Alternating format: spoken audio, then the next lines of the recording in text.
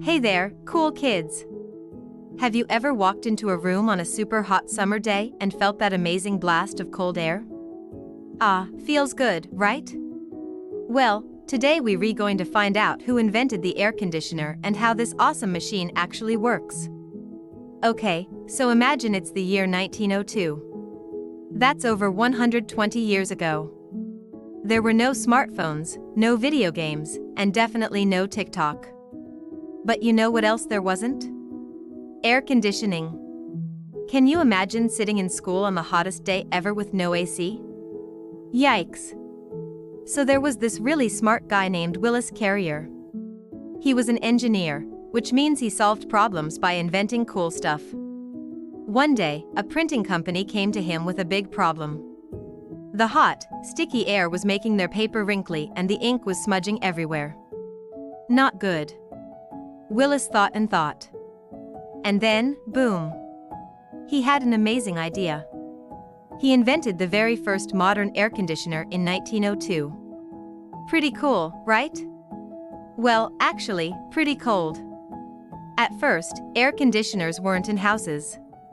Nope. They were in movie theaters, stores, and offices. That's why in the old days, people would go to the movies just to cool off. Smart move. Now here's the really fun part. How does an air conditioner actually work? Get ready, because it's like magic, but it's actually science.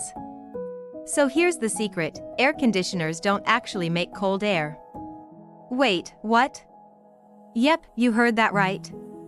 They actually remove the heat from the air. It's like they're stealing the heat and throwing it outside. Think of it like this.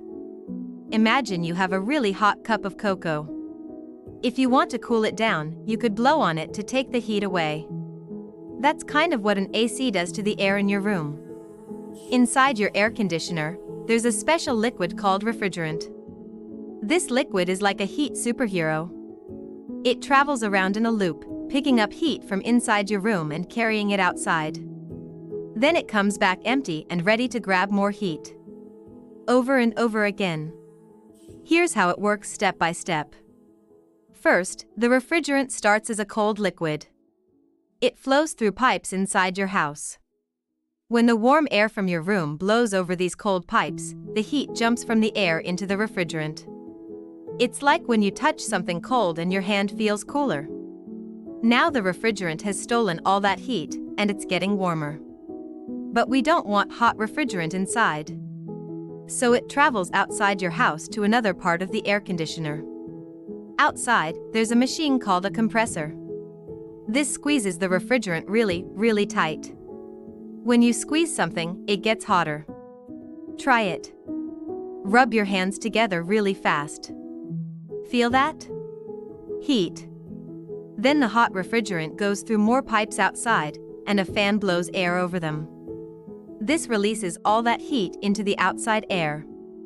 That's why if you stand near the outside part of an AC unit, you feel hot air blowing out. The AC is basically spitting the heat outside.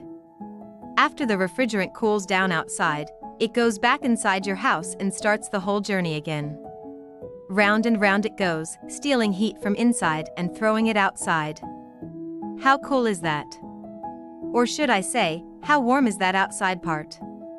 Here's something funny. Before air conditioning was invented, people tried all sorts of crazy things to stay cool. Some people hung wet sheets in their windows. Some slept on their porches. Some even slept on their roofs.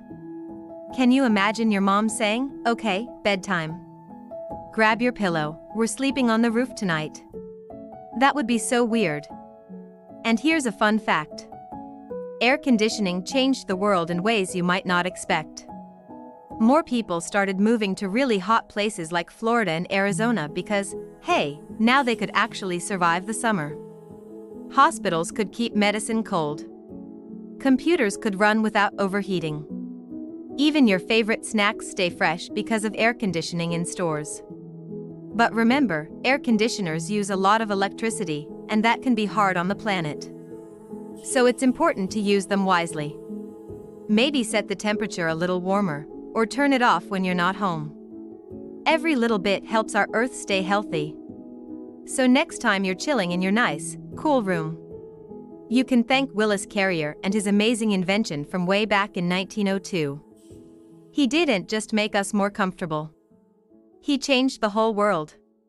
Pretty cool story, right? From wrinkly paper at a printing company to every house having cold air. That's the power of a great idea. Thanks for watching, awesome kids.